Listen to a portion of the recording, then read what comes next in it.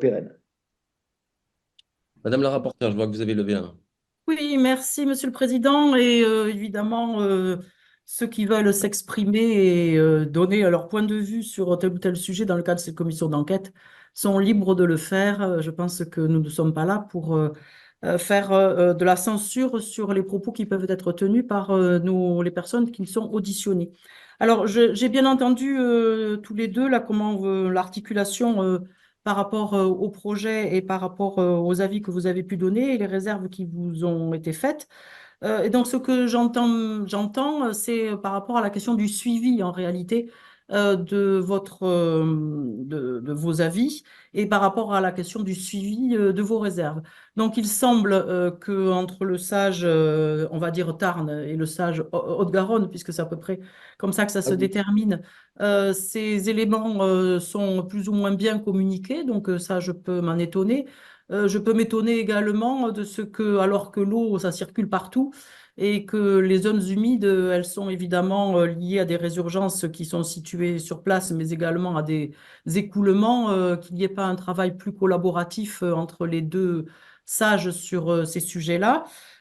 Et j'aurais donc plusieurs questions à vous poser. Donc, par rapport à votre avis, comment il a été documenté par rapport au projet? Donc, est-ce que vous avez été en contact avec l'autorité environnementale, avec l'OFB, avec le CNDP? Est-ce que vous avez échangé avec le concessionnaire avant même d'émettre votre avis et donc les réserves? Ensuite, sur la compensation, bon, j'ai entendu que tous les deux, vous pensiez que la compensation pouvait ne pas être suffisante et que vous aviez, pour Monsieur Batul en tout cas, là, des propositions à faire par rapport aux zones humides. Et vous avez raison parce que quand on a supprimé une zone humide qui a mis des centaines d'années à se constituer, c'est pas par la baguette magique que de la volonté humaine qu'elle se reconstitue ailleurs. Et même le plus souvent, ces zones humides ont du mal à se reconstituer. Et c'est bien pour cela qu'il y a une compensation qui est supérieure pour justement permettre à ce qu'on puisse avoir le maximum de chances à ce que la même surface se reconstitue ailleurs. Alors, j'aurais aussi des questions à vous poser concernant les termes tels que ils sont indiqués dans l'arrêté interdépartemental, puisque dans l'arrêté interdépartemental, vous dites, Monsieur Battu, que euh, il a repris la majorité, enfin en tout cas une grande partie de vos préconisations. Bah, c'est pour tout vous dire, tant mieux et heureusement, puisque c'est d'ordre réglementaire. Et donc, si ce n'avait pas été le cas, eh bien, l'arrêté interdépartemental aurait été hors la loi, si l'on peut dire. Par contre, là où je m'interroge, c'est concernant l'interaction qu'il peut y avoir sur les décisions qui vous échappent en quelque sorte, mais qui vont avoir un impact sur la question de la gestion de l'eau, en particulier sur les prélèvements d'eau qui vont se faire par rapport au chantier, et puis donc évidemment vont impacter les sages et vont impacter évidemment les quantités d'eau que vous allez pouvoir gérer, notamment sur les besoins en eau du chantier sur 120 000 mètres cubes par an en liaison avec les ASA, ASA du Lauragais, Réseau 31, ASA de Blanc et ASA de Saint-Germain. Est-ce que vous avez intégré dans vos avis et intégré dans vos réserves ces prélèvements supplémentaires par rapport à l'eau qui coule et l'eau donc, que vous gérez dans le cadre du SAGE? Donc ça, c'est ma première question. J'en aurai d'autres. Mais également, est-ce que vous avez parlé, Monsieur Battu, évidemment, des cours d'eau qui avaient été artificialisés avant même la 69, et j'en conviens, puisque ce sont des pratiques qui sont souvent liées à des pratiques d'agriculture conventionnelle qui font on va curer des fossés, même si c'est source de biodiversité. Mais en tout état de cause, dans l'arrêté interdépartemental, il est question également de dérivation définitive de cours d'eau. Donc, il y a 14 cours d'eau qui vont être touchés de façon provisoire, mais il y en a 14 autres qui vont être touchés de façon définitive sur des distances qui sont quand même assez importantes. Et est-ce que cela également est entré dans le cadre de vos études et de vos réserves et par ailleurs, puisque vous nous disiez être associé au comité de suivi, d'ailleurs, j'ai pas bien compris si les deux étaient conviés ou si vous y participiez tous les deux, à préciser. En principe, 30 jours avant la réalisation des travaux, donc le bénéficiaire fournit au service de police de l'eau des DDT et donc ça vous impacte pleinement les plans d'exécution de ces travaux et de ces rescindements. Et donc, avez-vous été destinataire de ces plans de rescindement et est-ce que vous les aviez intégrés dans l'avis que vous avez donné? Voilà pour ma première vague de questions, si l'on peut dire. Étant observé évidemment que les questions sur lesquelles je vous ai interrogé dans le questionnaire, si on ne les a pas traitées, comme je le disais tout à l'heure, vous pourrez et vous devrez y répondre par écrit et comme ça permettra de compléter les échanges que nous avons aujourd'hui. Merci. Alors, Alors, je au parle niveau hydro, lequel des deux? C'est moi. pardon. Si vous permettez, Madame la rapporteuse, Oui, pour avoir un avis très technique par rapport au début de la question que vous posiez concernant les masses d'eau pompées ainsi que les impacts hydro. J'ai ma directrice, Madame Gallo-Lebrou, qui est avec moi et qui peut vous répondre sur l'aspect technique que vous souhaitez, si vous voulez bien. bien sûr, avec plaisir. On l'écoute. Oui, sur l'aspect quantitatif d'un premier point, donc nous sommes concernés par des prélèvements qui vont être conventionnés avec l'ASA de Blanc et l'ASA de Saint-Germain.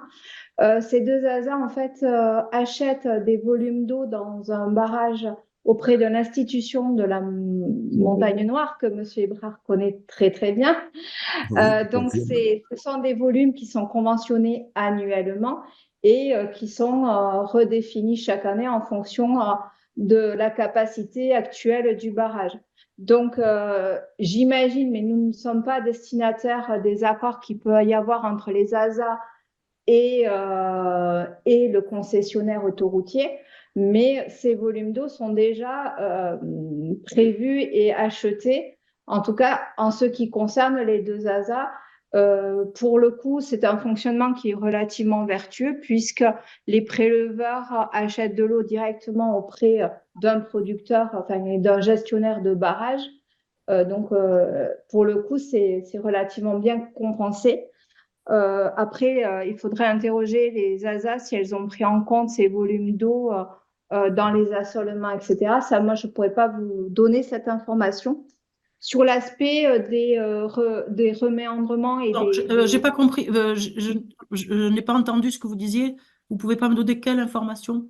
Je ne peux pas vous donner si les associations syndicales autorisées de Blanc et de Saint-Germain ont prévu bien ces volumes d'eau annuels par rapport aux assolements que vont faire leurs irrigants. Ça, je ne pourrais pas avoir l'information. Peut-être que l'institution de la Montagne Noire a l'info, mais nous ne l'avons pas. Par rapport au cours d'eau, il faut savoir que le Bernazobre a été modifié dès le Moyen Âge, puisqu'au départ, il se jetait dans la rivière Torée et qu'aujourd'hui, il se jette dans la rivière Sor. Donc, c'est un fonctionnement avec de nombreux béals qui, au fil des décennies, alors des béals, c'est des systèmes d'irrigation relativement anciens, qui au fil du temps sont devenus des cours d'eau, etc. Donc on est sur des cours d'eau quand même fortement artificialisés. On est au-dessous, pour certains, de la nappe même d'accompagnement, qui est un mélange de trois nappes de rivières. Donc nous, en ce qui concerne les cours d'eau qui vont être impactés par l'aménagement, ce sont déjà des cours d'eau qui sont très fortement artificialisés dans ces secteurs-là. Et donc, en effet, pour ceux qu'on en connaît, logiquement, il y aura une amélioration. En tout cas, il n'y aura pas une plus forte dégradation de l'état actuel, d'autant plus qu'on a des cours d'eau qui se situent vraiment en périphérie de la ville de Castres, voire au milieu de sa zone industrielle. Donc là, on est des cours d'eau très fortement déjà impactés. Pour les 14 cours d'eau sont déjà des cours d'eau. Ce sont des Alors, cours nous, on d'eau. n'en a que 5 sur 14 Non, c'est ça. On n'en avait que 5 sur le. Oui, oui, on est d'accord. Voilà. Non, mais moi, je parle pour mon territoire, Bien j'en sûr. suis. D'accord. Et, Vous pouvez me les donner, là, les 5, si vous les avez de alors, tête. je peux vous les donner, je vous les communiquerai. Je sais Oui, c'est qu'on gentil. on a les 3 petits cours d'eau qui sont sur la partie Castres et qui arrivent à l'échangeur de Saint-Palais dans la zone nous on appelle la zone industrielle de Mélou. Et on a le plus gros qui est le Bernazobre, où là, par contre, on a vraiment un système fortement dégradé puisqu'on a perdu plus de 10 km de méandres sur ce secteur-là. Et par contre, sur les plans d'exécution, nous ne les avons pas. Ils ne nous sont pas communiqués. Ils ne vous sont pas communiqués Non. et ils ne sont pas évoqués dans le cas du comité de suivi non plus? Nous intervenons que dans le cas du comité de suivi des mesures compensatoires zones humides et sur les suivis des engagements de l'État. Après, on peut être, nous, invités, mais une fois que ces plans d'exé et que tout est calé entre la DREAL et la DDT en tant que gestionnaire ou un pool, j'allais dire, d'acteurs locaux peut se positionner en gestionnaire, que ce soit de ces milieux.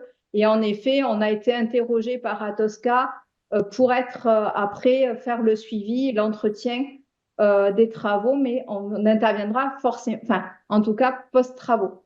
Pendant les travaux, c'est nous.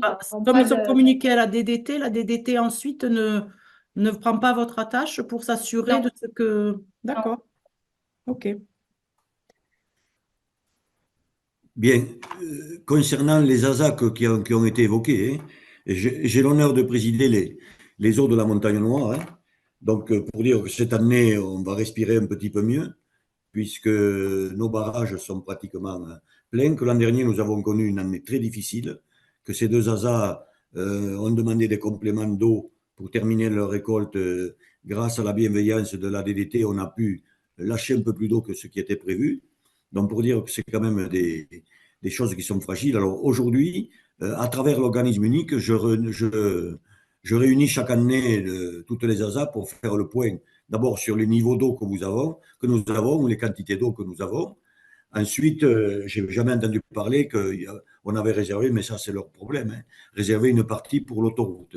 On discute à travers l'organisme unique des cultures qui sont en place et des besoins d'eau qu'ils auront besoin. Voilà. Mais c'est fort possible qu'ils aient intégré, eux, dans leur demande. Voilà. Ben, ça figure